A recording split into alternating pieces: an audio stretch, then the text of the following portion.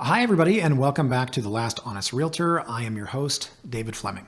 Thanks for joining me today. And if you have a chance or had a chance to listen to the last 2 weeks' podcast, I did a podcast with my good friend and colleague, Chris Kancic, where we talked about the future of real estate, mainly the next 6 months.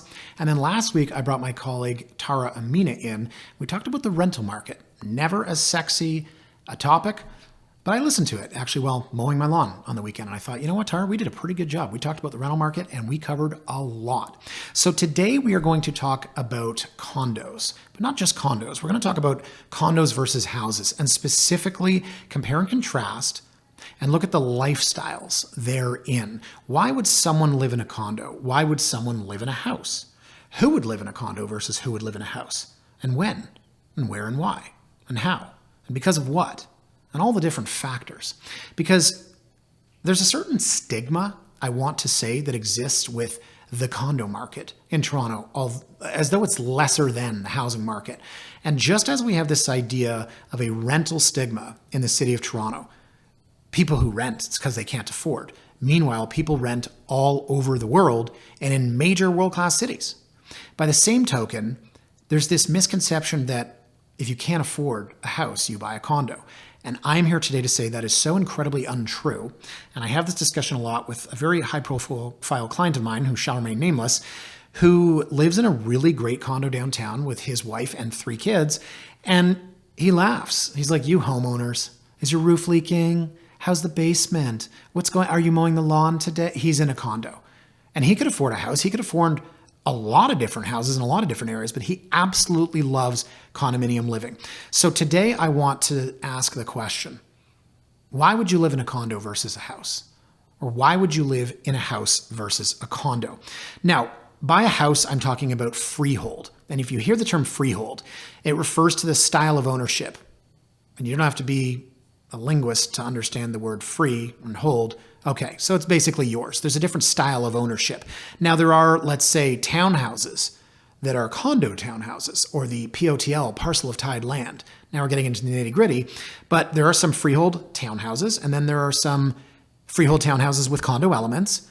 We're not talking about that. We're talking about freehold. We're talking about your mother's house, where your grandmother grew up, that big house in Don Mills, or your buddy's place. It looks like a house, walks and talks like a house. Is that how the analogy goes? It's a house versus a condo apartment, a condo loft, maybe to some extent a condo townhouse, but we're really talking about condo apartments, i.e. units and towers. Now, if you look at the way that Toronto was originally built, of course, it was all houses. We started to see purpose-built rentals, not condominiums, but rather apartment buildings, apartment blocks, 40s, 50s, 60s, 70s. We started to see condominiums built in the 70s, 80s. It's really over the last 20 years that we've seen this massive boom in condominiums. And that, of course, is because we ran out of land. And because downtown, there were so many parking lots and so many derelict buildings. And now, obviously, we see people land banking to try to get enough old derelict houses, maybe built in the late 1800s. You can tear down the little 2-story guys to build an 80-story tower. So houses versus condos. If everyone had an unlimited budget, would everyone live in a house? No, they wouldn't. I would say that there are a lot of people living in condos who, yes, do so because they can't afford a house. But trust me when I say it is a misconception that you only live in a condo because you can't afford a house. So what I'm here to talk about today are all of the differences between condominiums and houses, some of which may seem pretty obvious and some of which you may have never heard of. Now, of course, drawing on my own experience, I was 25 or 26. I moved downtown into a condo. I moved into another condo years later. And then when I was 38 years old, I moved into a house. Having said that, one day I will probably be in a condo again. And again, you look at the lifestyle and you look at the life cycle. It made sense for me at a certain time, and now it doesn't. I'm 38 years old right now. Would I like to be in a I wish I was 38. I am 43 years old right now. I moved into the house at 38. Would I like to be in a condo right now? No. But ask me, would I like to have been in a house at 25? No. And that is where we're going to start today. So the biggest difference, I believe, between houses and condos are maintenance fees. And you're probably thinking, wait a minute, no, I was going to say that one of them is freehold and one of them is you're a shareholder in a condominium, yes, from an ownership standpoint. But I'm going to start with my own experiences. I got into real estate in 2004. I started looking at condos, not really familiar with what they were. And I'd say, hey, what is this maintenance fee of $400? People would explain, well, that's the fee you pay every month to live there. And I said, but I could rent this place for $1,000. Well, yes, if you own it, you will pay property taxes and utilities and maintenance. And little David Fleming at 24 said, well, that's ridiculous. I would never do that. Now, obviously, I had a lot to learn. Just consider that the maintenance fees in original buildings were meant to cover a lot of the utilities. So if you compare condos to houses, you might say, well, if my maintenance fees are going to nothing, then what the heck am I paying them for? And we'll come back to that in a minute. But if you said my maintenance fees, my first condo, my maintenance fees were $299. They paid for my electricity, say that would have been $50. They paid for my gas, say that would have been $50. And say my water, let's call it another $50. There's $150 right there. So half of my maintenance fees, right off the bat, are going towards utilities, which I would have paid for on my own if I was in a house. Now, what was the other $150 for? Let me think. How do you pay the concierge? And how do you pay the property manager? And who cleans the building? And then what about that rainy day fund, the reserve fund? Oh yeah, we need to put money into that. So it didn't take me long at 24 years old to realize that I knew absolutely nothing. And that, yes, maintenance fees are an essential part of condominium living. So if you happen to live, let's say, at one of these buildings in Forest Hill, I'm thinking there's one in Walmer, where the fees are almost $2 a square foot, well, now it's a conversation about why am I living in 1,300 square feet and paying $2,500 a month? That's the fear with condominium living, is that your maintenance fees will spiral out of control. As with anything in life, there are going to be extremes. I would say when I got into the business, the average maintenance fees were probably around 70 cents a square foot. Now, you would say 50 cents is phenomenal. 60 cents is really good. 70 cents is about average. 80 cents is getting high. 90 cents is ridiculously high. And there was maybe a couple of buildings where the average fees were over $1 a square foot. Fast forward 20 years, I'd say the average fees now are probably 85 to 90 cents a square foot. And we're seeing a lot more buildings over $1 a square. Now, if you have, let's say where my wife's grandparents live, there is white glove service. Again, these guys are in their 90s. They're paying for it. There are 3 people at the concierge desk, and they will pull your car around. They'll take your groceries up. They'll take your dry cleaning up. And again, you're going to pay $1.20 a square. But there are some buildings in the city of Toronto where the fees are just high for seemingly no reason. And I say seemingly because obviously there is a reason. But it's not like you're getting white glove service. It's not like you have fantastic amenities. Some buildings are just poorly managed. Or there's a famous one downtown, I think on Lombard, where they tried to reinvent the wheel and install some sort of geothermal heating system, which of course didn't work and needed to be ripped out. And yeah, they had to jack up the fees. So that's the first big difference with condos and houses, is that you are paying maintenance fees, but you have to consider what you're getting for that. Now, the second big difference are the systems and the major components of the house, which are not present in condominiums. So the condominium does have a roof, but it's not the shingle roof that's over your daughter's bedroom in your house.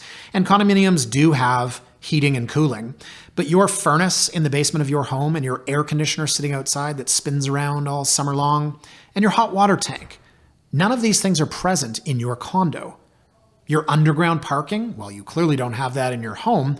All of these things are related to your maintenance fees. So when I hear people say, yeah, condo living's great, man. I don't want to have to worry about my leaky roof. I don't want to have to deal with the furnace breaking. I don't want to be in the middle of a 40-degree day in summer and my AC conks out.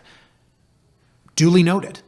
And I'm a person who can tell you in my home, my basement sump pump flooded in 2020. The day before Christmas 2023, the heating went out and it was 61 degrees Fahrenheit. And I had to come to this office and get heaters. And Kristen Bosley messaged me and said, why are you at the office on Christmas Eve? Tell me you're not working. That, of course, is because, I use my fob to get into the building. Why is an employee at the office December 24th? Yeah, the heating went out. So point is, you can have these issues in a condo, but in a condo, you don't have to worry about them. And the whole idea behind condominium living is convenience. That is what you pay for, and that is what you want, and that is what you benefit from. I'll fast forward to the very, very end of this, hopefully no more than 20 minutes from now, and tell you that for me, the biggest drawback to condominium living was control. And that's just because I'm a control person.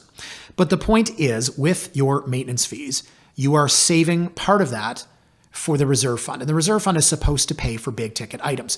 So let's say your maintenance fees are $500 and it pays for your water. You pay separate utilities for gas and electricity. The rest of it goes towards the building. Part of them are existing costs, the concierge, the cleaning, and part of that goes into that reserve fund, which hopefully when you need to spend $1 million to fix something in the underground parking garage, the maintenance fees and reserve fund cover it. Now, if it doesn't, that brings us to the next point, something called a special assessment. So every so often in a condominium, you will get a notice from management via the board of directors that says, we are just letting you know that the building has issued a special assessment of $2,000 per unit. Now, people go absolutely ballistic when this happens in condominiums. I can't believe $2,000. How dare they? You live in a 400-unit building. Everyone's paying $2,000. And again, some buildings, it's proportion on square footage or the percentage ownership of the condominium corporation. And then some of them, it's just per unit. Regardless, let's say you have 400 units, $2,000 special assessment, there's $800,000. Well, that $800,000 was to do what? Build a new gym, fix the underground parking garage, fix the roof. Now, maybe you had money in the reserve fund and you just didn't want to deplete it. So you issued a special assessment, or maybe you didn't have money in the reserve fund and you had to issue a special assessment. Either way, consider that when we went back to previous points and people say things like, I'm living in a condo because I don't have to worry about my furnace breaking or my AC conking out or my roof leaking and I don't have to pay for it. Very, very true. Unless you do. And that is where the special assessment comes into play. So if you think that there will be no big money expenses, on a long enough time horizon, you'll probably get a special assessment. Some buildings are worse than others. I've seen people slapped with $50,000 special assessments. Now, these are typically in older buildings where you know in advance you're getting into the potential for that. So you'd like to think it's all relative. If you're paying a really high amount of monthly fees, you'd like to think that you're getting the unit for a lower price. And there's a correlation between those, right? There's a reverse, right? If the maintenance fees are extremely low, it's more attractive, higher price. If the fees are ridiculously high, it's not attractive, the prices in the building are lower, so it should offset. But point being, of course, special assessments can happen, and you do not have that in a house. You do, you just call it something different. Now, my next point is with respect to neighbors. Yeah, I'm in a building with a lot of people. So if you're like me, you're 5'11" and named Dave. No, if you're like me, you're maybe getting a little less social and tolerable, maybe a little more cynical, irritable. No, look, I moved into my first condo at 25 and I'm as a friendly guy as any, but over the years, it kind of wears on you. And I have 1,000,001 experiences. 230 King Street, I remember coming home and there were 4 police officers in the hallway. My next door neighbor was growing weed. And this was way before Trudeau legalized it. I did not know this, but she actually turned her entire condo into a grow up. She slept on a mattress in the kitchen. And it was fun to watch. She had some, weed lawyer there talking about the difference between male and female plants. Regardless, I didn't know there was a grow up right next door to me. That was interesting. When I was at 112 George Street, I had a problem with bird crap and I could not figure it out. And we had a 1,200 square foot terrace. Again, Crimea River, right? And it was amazing. And over the years, my wife and I used it less and less. I think maybe the child had something to do with that. But by the last year, the bird crap was intolerable. And I tried everything to figure this out. And it wasn't until probably 3 months before we left, after we'd sold the condo, that I heard the sound of grain hitting metal. It just sounded like a trough. And I turned my head around and the 2 guys that lived on the other side, who I'm going to be perfectly honest, were crazy, because we also used to hear them screaming and fighting at full volume. The guy was pouring a massive bag of bird feed out and 1,000 pigeons came over and I thought, oh my God, hiding in plain sight. For years, the reason that pigeons keep coming here is because somebody is feeding them. So I have 1,000,000 horror stories. Anybody that's lived in a condo has horror stories. I will say, I've met great people in the condo. I've had friends. I've run into people from years ago. I've attended parties, social gatherings. It really depends on, do you want your privacy? Do you want to be the person that buys a house, big lot, not a lot of neighbors around? Or for that, argument's sake, you buy the little semi-detached. Do you know your neighbor next door? There's a lot more people living in a condo and you've got to be prepared for that. So, when you get on the elevator, do you want to make the small talk? Hi. It's It's colder than I expect. Yeah. Yeah, me too. I thought it'd be like at least 20 today. Yeah. It's 17. That's crazy. Yeah. No, I know I'm a jerk. I'm 43 now. But seriously, no, look, you got a lot more people in a building, and that's just a reality. And that is something that you're going to have to wrap your head around, and you're going to feel it and see it every single day. So whether it's people jammed in the elevator, wanting to make conversation, the jerk that cut you off the underground parking garage, the person that's giving the concierge crap and being rude, whatever it is, people are a variable, and there are a lot of people in a condo. And that ties into a lot of different things when we start talking about annual general meeting, votes, the requests that people have, the demands that people have, the goals that people have for the building. And that'll tie into some of these other conversations. Now, the next point I wanted to talk about is the concierge. But let me pause there for a quick second, take a break, and come back to that refreshed.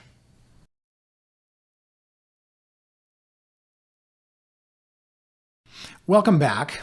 And before we broke, I mentioned the word concierge. Now, in some of the world's most expensive buildings, the concierge, think movies, think New York, the concierge is a major part of the residents' lives. Their job is to serve faithfully those residents, whether they open the door. In high-end buildings, of course, that's the doorman. The concierge does everything for them. The concierge can schedule appointments. The concierge doesn't just take packages. They know guests. Think about, I don't know, watching a TV show like Succession, for example. Now, of course, not every building is home to $80 million units, but I would believe that the point of the concierge is to faithfully serve. Unfortunately, on the flip side, and this is where I'm going to say concierge, help or hinder, you have a lot of concierges in buildings downtown that do not help. And so point number 5 today in condominium versus freehold, or why would one live in a condo, is that concierges can make or break condominium living. So when I was in my first condo at 230 King, we had an unbelievable concierge named Fadi. He knew me. He knew my friends. He buzzed them in. And unfortunately, he was replaced. And again, some buildings, they do this for unknown reasons. And I'll get into this when I talk about property management in a minute, but sometimes everything's going well with the concierge, and then guess what? They decide to cycle them out. Now, other buildings, and I think 168 King Street, the concierge there, Mike, he was there when my brother was living there. And I think that was 2008? So a concierge can be absolutely amazing and helpful, or a concierge can be a power-tripping dickhead. Sometimes a concierge is somebody that wanted to be a cop, wanted to be a security guard, and they're going to take out all their aggressions on people that come in. Now, of course, they probably deal with a lot of stuff too. And I would say that the biggest difference between 5 years ago and today, as far as concierges go, is Amazon Prime. And the sheer amount of packages that we all started ordering during COVID. And I honestly don't remember, in 2 years of living in condos, did I ever get called to go down to pick up a package? Now it's constant, and you see concierges that are sitting in a chair surrounded by hundreds of packages. And boy, oh boy, that can't be easy to deal with. But a concierge can help or hinder. And sometimes you get concierges that like to play God with the door. Some of them are friendly and they'll buzz you in. And then property management says, and within their right, hey, concierge, we know that you know Jill from 1101, and you know Jill. You know her. That's what she looks like. She's that girl right there. But if Jill does not have her fob, you cannot buzz her in. And the concierge is like, what am I supposed to do? So Jill shows up. She's waving. You just stand there and do what? Tough job, right? But some concierges do this because they have to, and some do it because they want to. And some of them, they mess around with your dog walker. Some of them hold keys. Some of them don't. Some of them won't let your friends in. The packages is an absolute gong show. And if I was to pick one story only from my many about concierges, it's from my time at 112 George Street. There is a massive design flaw in this building in that there is no loading door. So when you're moving, you picture 2 doors that swing open. And I don't know what the clearance is on that. Can we say that that's probably 80 inches or something? I don't know how wide a door is. Standard might be 36. They have a loading bay, and I can picture it. I'm a visual thinker. Next to underground parking ramp, there's a loading bay. But it's the funniest thing, because when you unload everything in there, and it's just this hollow shell, you open a door at the back of it, and then you push everything through and across a brick walkway and into a side door of the building, which is a typical 36 to 40 inch door. It's ridiculous. Every other condo I've ever seen has 2 doors that open. So my story goes like this. I bought a new fridge. And Daryl, the concierge, me and Daryl did not get along. But I do recall that when the fridge was delivered into the loading bay, and of course you've got to write your post-dated check and fill out the forms and everything, and the gentleman took it down and they pushed it across the stupid brick patio, and they opened this stupid, ridiculous, faulty, flawed, awful design one door for the loading door, the moving door, and guess what? It wouldn't fit. So I said, okay, guys, we'll bring it around through the front. Now, Daryl saw all of this happening, and Daryl met me at the front. And Daryl said, hello, what's happening? I said, well, Daryl, this fridge won't fit through the loading door. He said, oh, is that so? I said, yeah, so we're just going to bring it through the front doors, through the lobby, and we're just going to push it down and get it in the elevator and up to my unit. And he said, well, condominium policy is that the moving door is only to be used, and he went in his little soliloquy. And I said, Daryl, I have a question for you. You see those 2 gentlemen over there? And picture movers, right? They look like bodyguards. I said, those guys are here to do a job, and they are going to get this fridge up to my unit one way or the other so that they can check it off and go to their next delivery. Do you think, Daryl, that they are going to take that fridge, put it back in the wrapping, in the box, load it back onto their truck and drive away? And he said, well, you know, the condominium rules are, and I said, great, thanks, Daryl. Hey guys, he said, go through the front doors. What do you think Daryl was going to do to stop that? Now you can tell me that, David, you're a jerk. He was just doing his job. You know that box people like to think outside of? Yeah, I have a great amount of respect for people who think outside the box. Look, it goes like this. 112 George Street, there's a fatal flaw in the design. They do not have a loading door.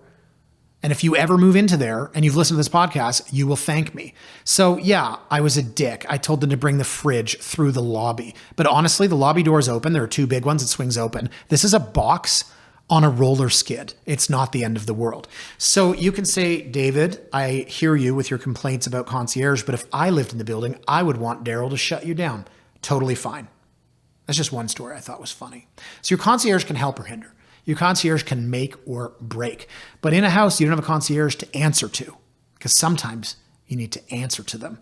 And that brings me to the next person you might need to answer to, which is the property manager. Now, some property managers are amazing. They're the reason you live in a condo.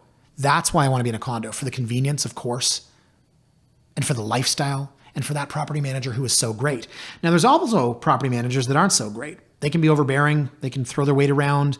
They can make your lives easier or tougher. And another example is when I was at 230 King, and on the 2nd floor, there are 8 terraces, and every terrace is allowed to have a barbecue. And the barbecues are usually placed 22 feet away from the front door.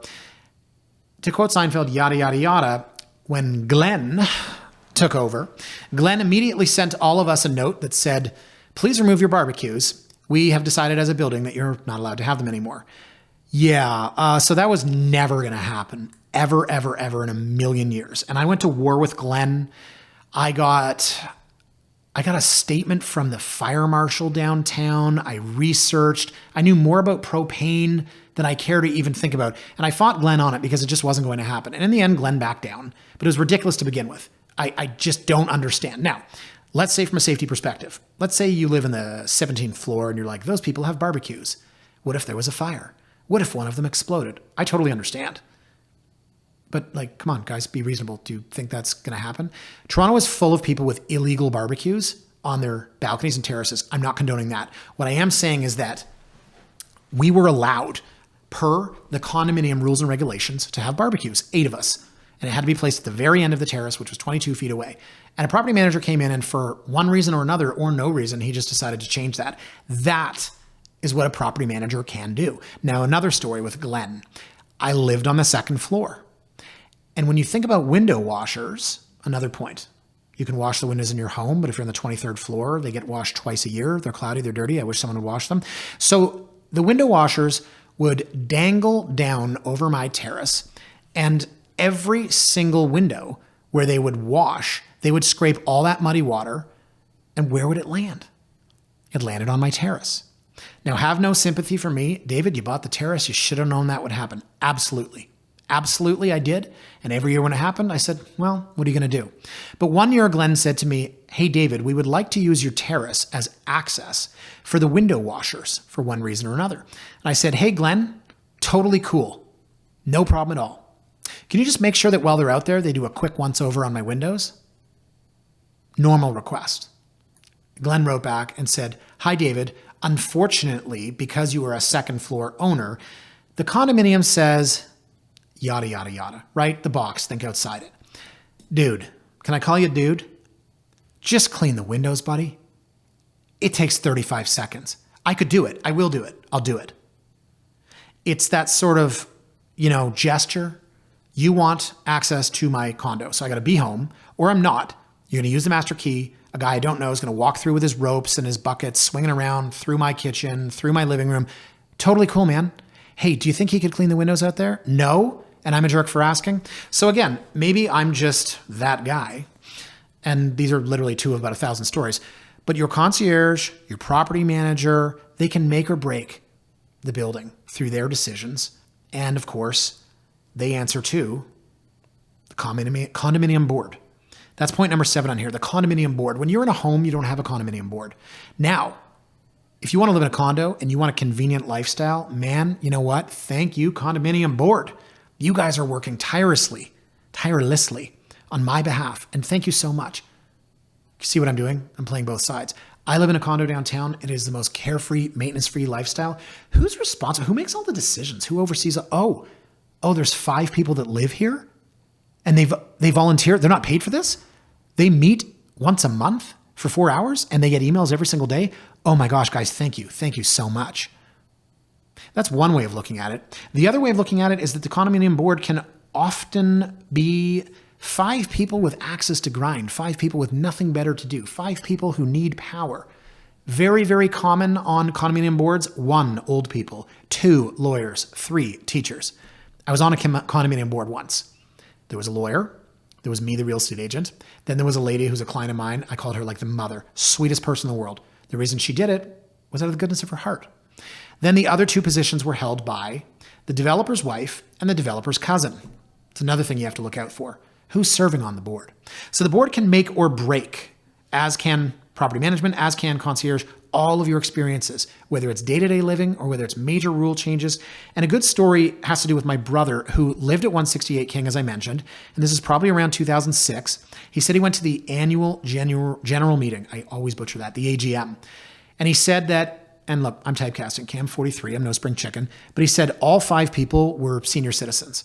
And he said that he was sitting there, and at one point he asked a question, he raised his hand, and then he asked the question. And he said all 5 of them sat there with their mouths open, catching flies, until the president said, anyways, and then just completely ignored the question and moved on, asked someone else a question. When that question was answered, my brother put up his hand and he said, sorry, I asked a question and it wasn't addressed. And he said the guy just looked at him and just stared at him. And he said, yeah, no, I don't think we're going to go there today, and ignored it again.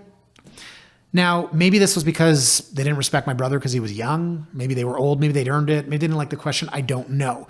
But you've got to understand who your condo board is. The condo board can make decisions that affect your life, both positively and negatively. And I remember being on a condo board once, and we had somebody that petitioned us to keep the rooftop open year round. And he said he enjoys fine Cuban cigars, and he would like to be able to go up to the rooftop from time to time to smoke them. Now, of course, us being on the board, we thought, well, we closed it down November 30th, so it affects our insurance policy. Now that it's closed, we pay less insurance. We also have less cleaning up there. We don't need to salt it up there, and yada, yada, yada. There is so much that went into that. But this gentleman didn't understand, and he sure didn't care. So I'm looking at this from the perspective of, this is a well-thought-out decision by the board of directors. We are saving the condo corporation money because it's a rooftop terrace. We've put away the barbecues. We've put away the furniture. People are not accessing this in the winter. But we have one person that, from his perspective, he's probably telling his friends, I live in the worst condo. That board of directors, those jerks, they won't even let me smoke a stogie on the terrace, man. I live there. It's my place. So honestly, guys, it cuts both ways. It really does.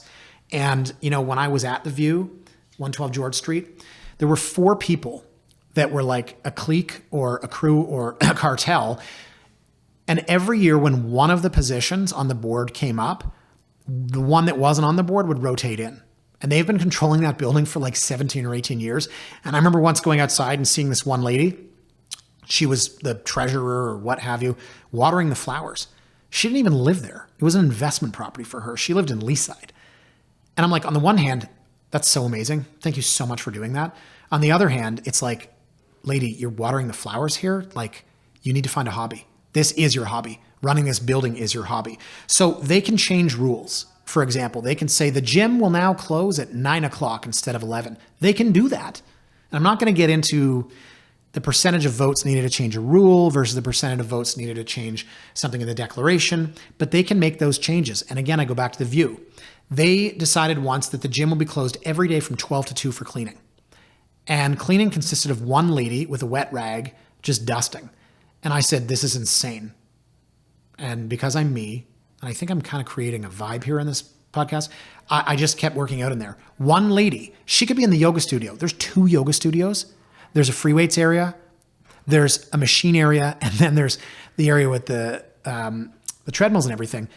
And why are you closing the entire thing? And they found me in there and they said, you have to leave. And I said, call the police. Anyways, I was young, I was dumb, I was stupid, but I was right. That's the kind of thing that bothered me. But enough people complained that they finally got rid of that rule in about a month. But they just arbitrarily said, hey, it's going to be closed from 12 to 2 for cleaning. That is what a condominium board can tell property management and can reinforce with the concierge. Now, my 8th point here has to do with rules and regulations, of which there are many.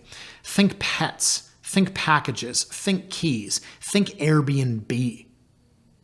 And think again how you change a rule versus something in the declaration. So if the property manager, via the board, all of a sudden posted a notice and said, from now on, the concierge will not buzz anybody in, even if he knows you, they can do that. Right? That's one of those rules that they can just change. They can change the rules and the hours for the gym. They can change the rules for, let's say, the moving elevator. You used to give them a check. I'm booking the moving elevator. Here's my $200 check. They can say from now on, it has to be a bank draft for $500. So you have to go to the bank and get a bank draft, real money, and give it to them for $500. There's nothing you can do about that. They can change the rules and the regulations. So again, on the one hand, this is incredible. Thank you so much for doing this. I live in this building and I don't have to do any of this. I just live here and it's convenience and it's maintenance free and I've got people that are running it for me. On the other hand, oh my God, I can't believe I have to live under this tyranny. So I can't tell you which one it is. I've had my problems over the years, as I've mentioned. And it's not because I'm a difficult person, it's because I'm rational. Just think outside the box. But I can also tell you that being a property manager and being on the condo board and being a concierge are very thankless jobs. You take a lot of crap. I remember the first year I was at 112 George, there were these 3 concierges. They were all cool dudes. And I gave them each a massive bottle of Crown Royal for Christmas.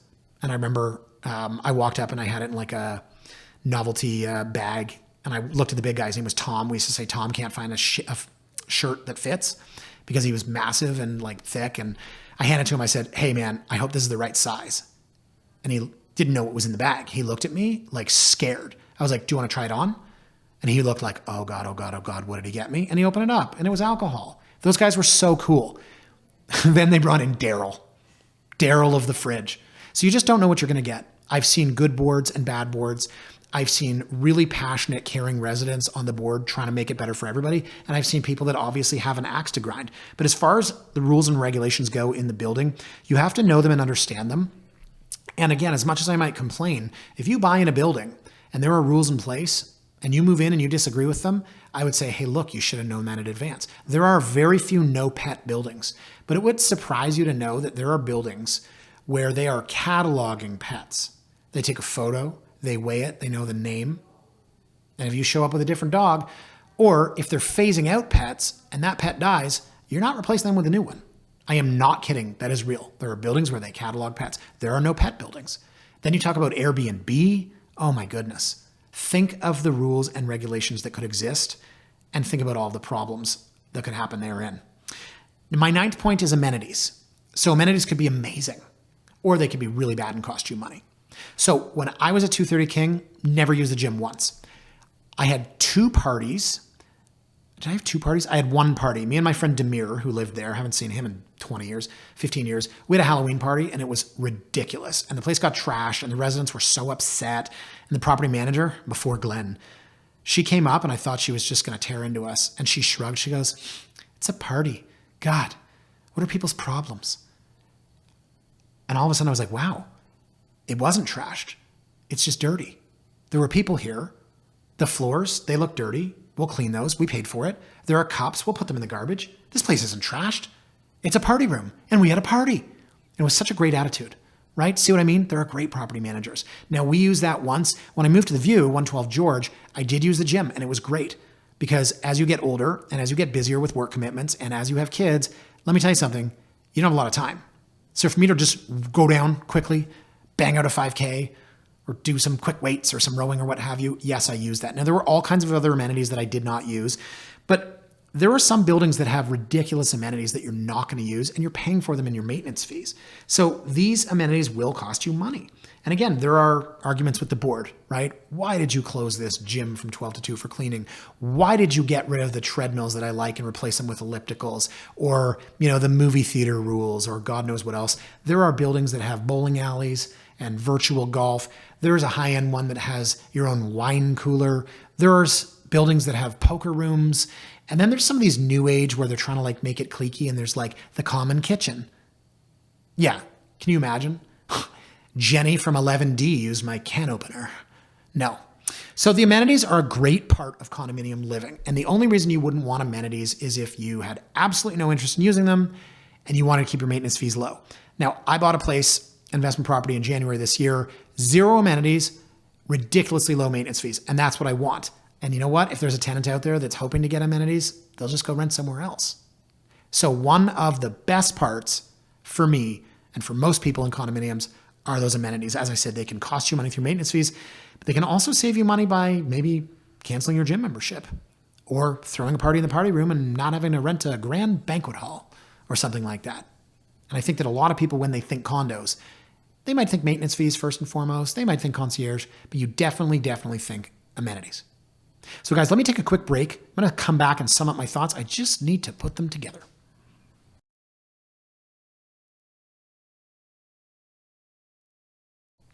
And we are back. I had just finished before the break talking about, I believe it was point number 9, amenities. I put a couple points at the very end. They didn't fit into anything. And if you've made it this far, I feel like I could have led with these. They are what I call the really funny, sort of nuanced things you would never think about. Here's an example. You live in your house. It's cold. Turn up the heat. It's hot. Turn on the AC. You live in a condo. It's the exact same way.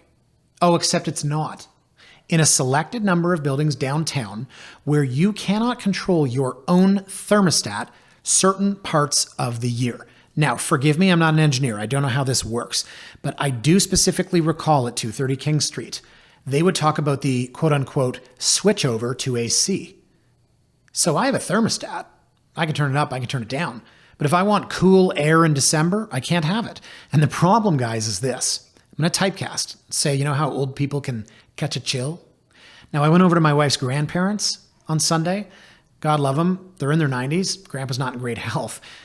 But I was sweating. And I looked at the thermostat, and I'm sorry for going between Celsius and Fahrenheit. They had it set to 27 degrees, and Grandpa was wearing a blanket. And I messaged my wife's cousin, Marlon, and I said, just came from Grandma and Grandpa's. Thankfully, I remembered to change of clothes because I was soaked. And he wrote back, he knew exactly what I meant. So I'm typecasting. Do old people like it warmer? Sure. When I was at 230 King Street, every April and May, it would be 83. Again, sorry for Fahrenheit and Celsius, but most of these thermostats are in Fahrenheit. It would be 83 degrees in my unit. And I would go and ask property management, when are you switching to cooling? When are you switching over the building? And then you'd see in the elevator we posted, May 15th, switching from heating to cooling. Again, forgive me for not knowing how this works or why central system versus, I do believe it is in the buildings where you have your own heat pump. But regardless, one year it said, we're extending it to May 31st. And it's like, did Agnes McOldlady complain? Imagine not being able to cool yourself. And I remember I used to sit just in my underwear, sorry for the visual, but being the single guy, 230 King, writing a blog, eating a steak, and dripping on my own couch. So that's the first kind of nuance. The second thing I couldn't fit in anywhere else was expect the unexpected. When I lived at 112 George, I came home one night, say it's 9:45. I used to work a lot. Now I've got 2 kids, I still work a lot, but I'm not grinding the midnights like I used to. So you think about 9:45, maybe it was 10, I don't know. And all you can think about is I got to get inside. I just got to get inside. And I pulled in the driveway and there was a barrier and there were people there and they were in reflector vests. There was a lot of people. And there was a lot of lights. They were like tin foil shields, kind of like in the movies. Oh, they were filming a movie in the driveway. There was a sign and it said like St. Joe's Hospital. They were filming a movie in the driveway of the building, which is fantastic because it means that the board of directors and property management have the foresight to say, if we can create additional revenue in this building, we could potentially keep the maintenance fees lower. Or a jerk like me could get home and say, why am I waiting in my own driveway? Little page, I believe they're called. Is that what they're called? The little guys that just roll around and wish they were the director. Walks up, knocks on my window and says, hey, would you be able to just turn your car off? I was like, sorry, can you move so I can go into my home? He's like, no, we're filming. You're not gonna be able to get down there for about 30 minutes. I lost it. He told me to turn my car off because they didn't want the engine idling. So I did what David does. And again, I'll tell the story and you can think I'm a jerk. Maybe I take after my dad. This is when my wife says, please don't do, the things that you do. Yeah, I just said no. And I drove up to the barrier and they just looked at me and sneered. And then I pushed the front of my car against the barrier and made it move. And they looked at me like I was a crazy person. But the point is they weren't filming. They were all standing around. This is what I mean. There's the box. Think outside of it. All they had to do was move the barrier. And they didn't. They said, oh, we're filming. We'll do it in 30 minutes. They weren't in the middle of a shoot. Okay, Schwarzenegger was not there with a sword. Anyways, they moved the barrier. I drove underground and that was it. But man, did that bother me.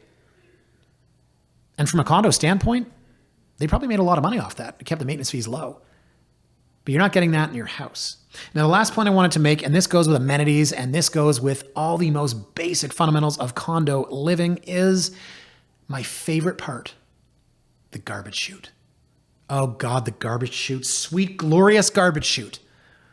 Imagine you've never lived in a house your entire life.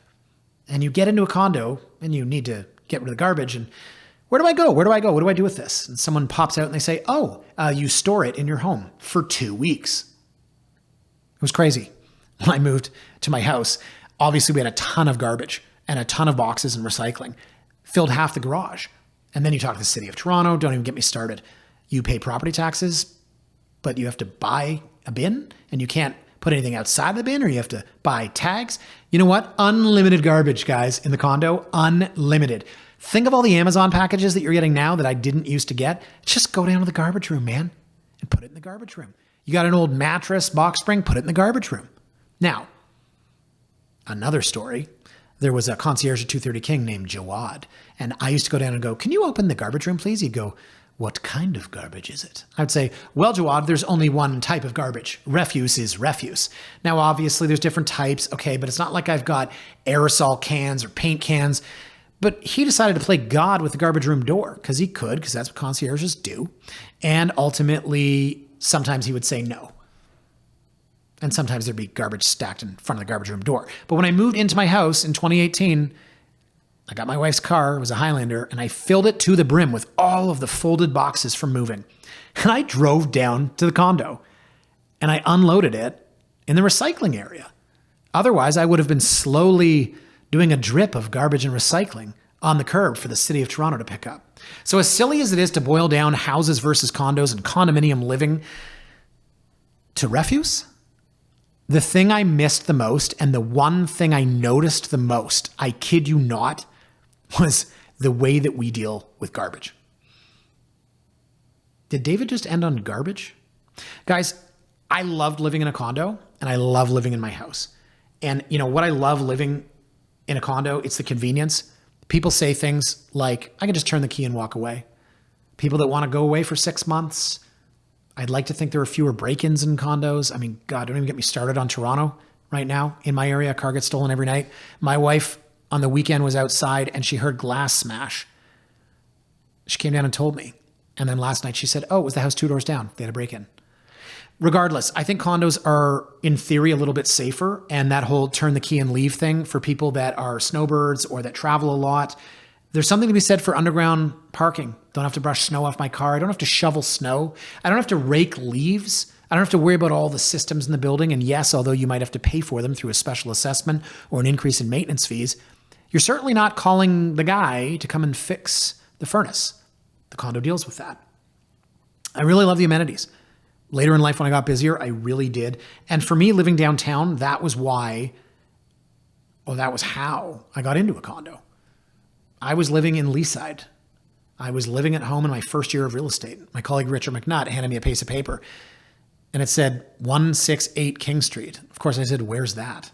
Seriously. And he said, you should buy this. I was like, really? He's like, you got to move downtown. You got to be young. And he used all the different stereotypes. But you know what? He wasn't wrong. And I always tell people, listen, your formative years, you want to live downtown. And I lived downtown from, I think, age 25 to age 38 in 2 different buildings. And I wouldn't change a thing. I absolutely loved it. I love the convenience. I love the lifestyle. But saying I got 2 kids, I want to be closer to work, more of my business is, further north, it made sense to buy a house. And so I do not want to live in a condo right now, but I would not have wanted to live in a house when I was 24 years old. Now, what do I not like about condominium living? I mean, I'm sorry to say, people.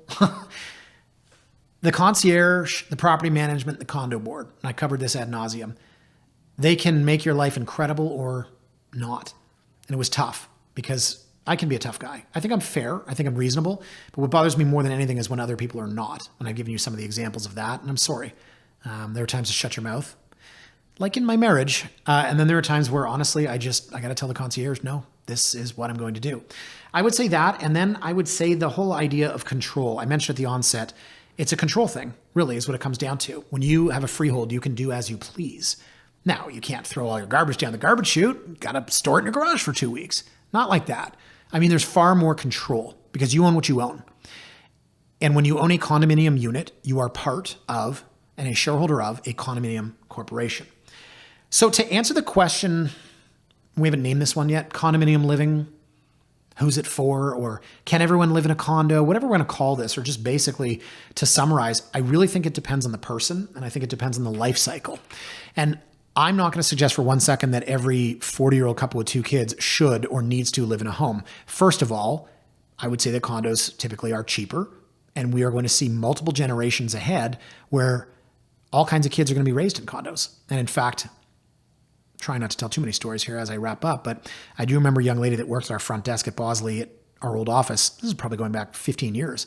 And she referred to herself as the first generation of kids that grew up in condos. She said she had never been to a house. She grew up in a condo downtown, went to school downtown, and I found that to be so interesting. This is probably, 2009. We're seeing a lot more of that now. And I'm not going to say that everyone needs to move out to Ajax to live in a house and have a backyard. As the city continues to develop, like other world-class cities, far more people will live in condominiums.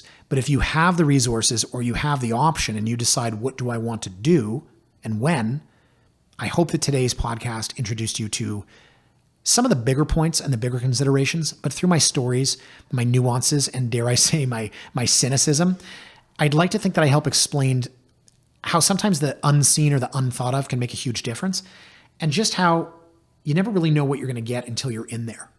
So while younger people typically will live in condos downtown because they're closer to things, work, friends, nightlife, restaurants, yes, when people do get older, they typically are more likely to move on. And then you have the end of the life cycle, which is, hey, we don't want stairs anymore in our house, or this is too much space. Let's get ourselves a nice little condo. It's kind of interesting, right? Life cycle goes around, comes around. And in between, if you've got the choice, they're both excellent styles of living and home ownership. There's no way to define a group of people or an individual and say exactly where they should live, why, and how, because everybody's different. Folks, please remember to like, comment, or subscribe wherever you get your podcasts. If you're watching on YouTube, you can also like, but you can also drop us a comment.